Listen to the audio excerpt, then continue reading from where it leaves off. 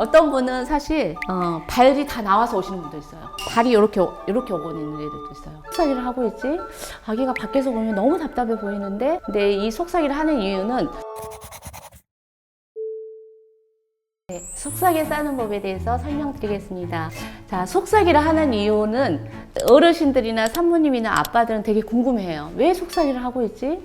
아기가 밖에서 보면 너무 답답해 보이는데, 근데 이 속삭이를 하는 이유는 우리 신생아들이 엄마의 뱃속이 되게 좁잖아요. 그 공간에서 10달 정도 있었기 때문에 사실 이렇게 풀어넣는 것보다 속삭이를 해서 안정적으로 이렇게 싸주면은 더 잠을 잘 잘 수도 있어요. 그래서 속삭이를 하는데 저는 한 달까지는 이제 속삭이를 해주는 게 좋다라고 말씀을 드리는데, 우리 아기가 좀 예민해서 잠을 못 자거나 하면은 한 3개월까지 해도 된다고 돼 있거든요. 그래서 속삭이 싸는 방법을 이제 설명을 드리는데, 이게 이제 속삭이인데 위에 머리 쪽만 삼각형으로 조금 접어주시면 돼요.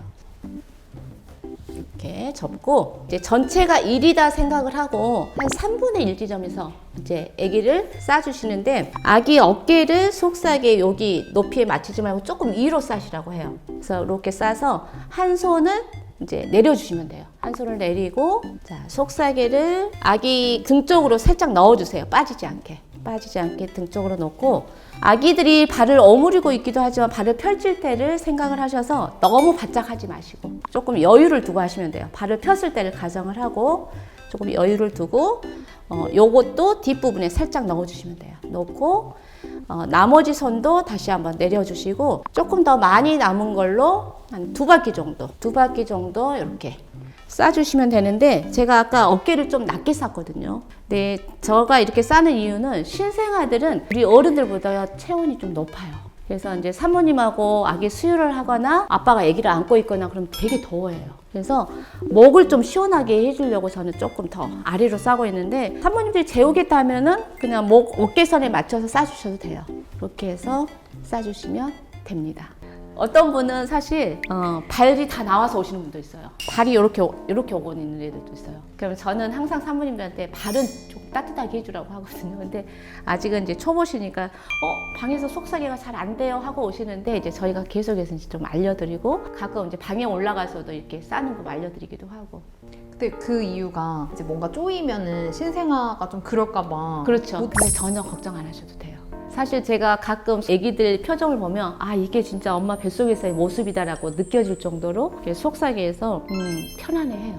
그러니까 밖에서 보는 시선이 답답하게 느껴질 뿐이지 아이들은 더 편안할 수도 있다는 거죠. 네.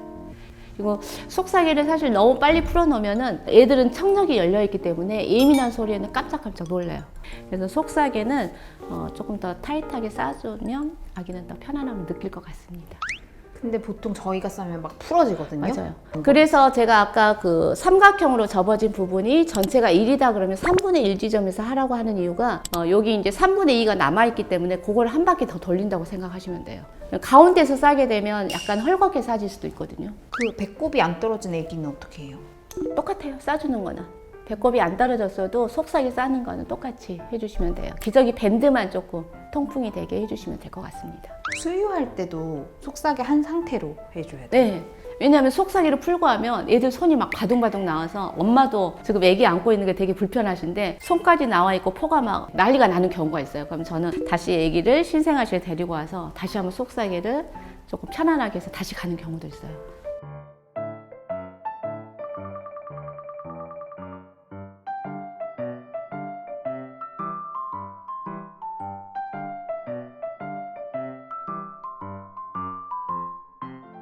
또 사모님들이 가장 어려워하시는 부분이 아기 트림 시키는 건데, 트림 시키는 방법을 설명해 드리겠습니다.